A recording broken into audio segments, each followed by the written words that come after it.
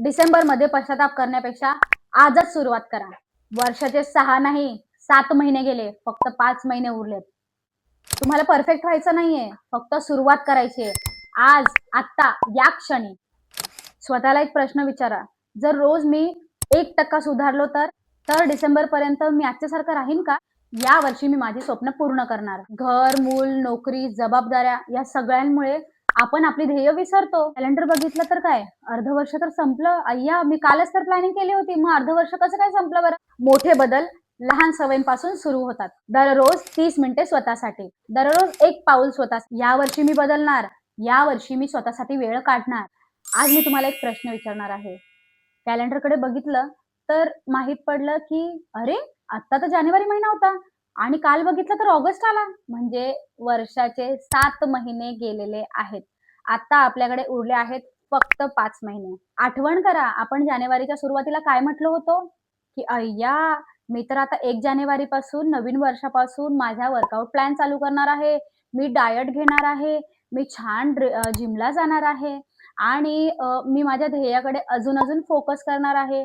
तुम्ही एखादा टार्गेट ठरवला असेल, तुम्ही छान डायऱ्याच्या डायऱ्या, प्लॅनर्स विकत घेतलेले असतील आणि खूप अतोनात प्लॅनिंग करण्यामध्ये अतोनात तुमचा जीव ओतून टाकला असेल. पण ऑगस्ट आला. ॲक्चुअली हा व्हिडिओ जुलैमध्येच करायला हवा होता. पण घडलं जे माझ्यासोबत तेच तुमच्यासोबत मी आज शेअर करते, की फक्त विचार करून काहीच होत नाही. डिसेंबरच्या एंडिंगमध्ये नुसत्या पार्ट्या. जानेवारी गेली प्लॅनिंगमध्ये. उद्या करू, सोमवारी करू, नेक्स्ट वीकपासून करू. हे म्हणता अख्खं जानेवारी गेलं आणि फेब्रुवारीमध्ये कोणीतरी आजारी पडलं, कोणाचा तरी काहीतरी प्रॉब्लेम आला, कोणीतरी पिकनिकला जातंय आणि भले मोठी आपल्याकडे लिस्ट आली, पण त्या प्लॅनरचं काय, जे आपण डिसेंबरच्या एंडिंगमध्ये लिहिलं होतं, त्या विचारांचं काय, जे आपण जानेवारीपासून सुरू करणार होतो.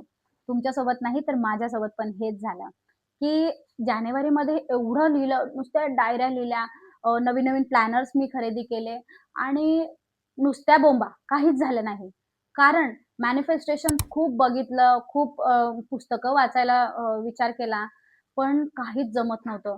का तर त्या डिसेंबरच्या पार्ट्या ज्या माझ्या डोक्यात चाललेल्या त्या संपतच नव्हत्या. उद्या करेन, उद्या करेन, उद्या करेन म्हणून जमलंच नाही. ॲक्चुअली घरामध्ये खूप प्रॉब्लेम्स असतात. माझं सुद्धा लहान बाळ आहे. खूप जास्त क्रिटिकल असतं सगळ्यांसाठी. पण मी म्हणते, मी जर सुरुवात करू शकते, तर तुम्ही पण करूच शकता. आपण सगळे नवीन वर्षाची खूप जोमात सुरुवात करतो. मोठे-मोठे प्लॅन्स, मोठी-मोठी ध्येय, मोठी स्वप्न. पण आयुष्य आपल्या म्हणण्याप्रमाणे चालत नाही. घर, मूल, नोकरी, जबाबदारी आणि अदर काही टेन्शन्स जानेवारीमध्ये ठरवलं होतं, ते सगळं काही विसरून बसतो. आणि कॅलेंडर बघितलं तर काय, अर्ध वर्ष तर संपलं. अय्या, मी कालच तर प्लॅनिंग केली होती, मग अर्ध वर्ष कसं काय संपलं बरं? पण एक गोष्ट लक्षात ठेवा, 6 महिने गेले याचा अर्थ पूर्ण आयुष्य संपलेलं नाही. आता एक प्रश्न स्वतःला विचारायचा आहे, की कॅलेंडरमधले हे जे 5 महिने उरलेले आहेत, त्या 5 महिन्यात रोज 1% फक्त 1% जर आपण आपल्यामध्ये सुधार केला, तर आपण कुठे असू? दररोज 30 मिनिटे स्वतःसाठी, 1-2 पान तरी पुस्तकाचे वाचन, दररोज थोडासा व्यायाम, थोडीशी स्ट्रेचिंग इतकंच पुरेसं आहे. अटॉमिक हॅबिट्स या पुस्तकामध्ये सुद्धा सांगितलं आहे. मी मागे पण सांगितलं आहे, की मोठे बदल हे छोट्या-छोट्या, लहान-लहान सवयींमधून होतात.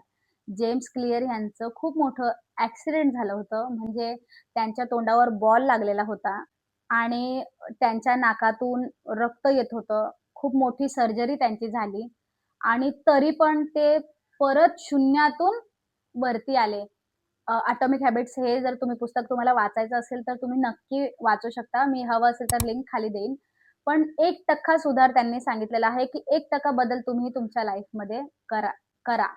जे मागचं तुमचं जे लाईफस्टाईल आहे, ते चेंज करायला तुम्हाला प्रॉब्लेम होतोय, तर हळू बदल करा. सपोज तुम्हाला जिममध्ये जायचं आहे. सकाळी खूप टेन्शन येतं, की "अरे बापरे! जिमला जायचं." त्यापेक्षा काय करा माहिती आहे? तुमचे जिमची बॅग रात्रीच भरून ठेवा. त्याच्या बाजूला शूज, जिमला घालायचे कपडे, ते सगळे तुम्ही एक आपण उठल्यानंतर आपल्या डोळ्यांना दिसतील अशा जागेत ठेवा, की लगेच ब्रश करून आपल्याला कपडे घालून आपल्याला जिमला जाता येईल. जेवढं ईझी तुम्ही कराल, तेवढी सवय तुम्हाला खूप लवकर लागेल. हे मी माझ्या अनुभवातून सांगते. अटॉमिक हॅबिट्समध्ये पण हे लिहिलेलं आहे. कारण मी वाचलेलं आहे पुस्तक आणि मी ते माझ्या जीवनात पण थोडंसं अप्लाय केलं आहे. तेच मी तुम्हाला सांगते.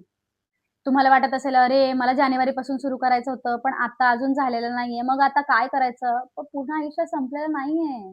अजूनही वेळ गेलेली नाहीये. कितीतरी मुलं, कितीतरी माणसं, कितीतरी KFC वाल्याचं तुम्ही उदाहरण घेऊन घ्या. किती म्हातारपणात त्याने KFC उभारलं. विचार करा, जर ते इतक्या वयानंतर जर ते उभारू शकतात, तर आपलं आपलं किती वय आहे सांगा?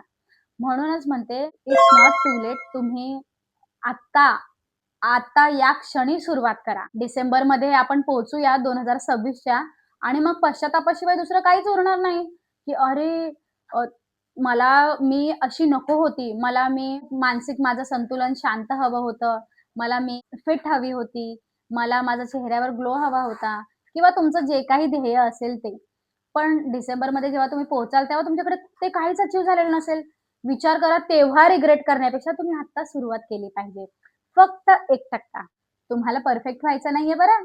फक्त सुरुवात करायची आहे.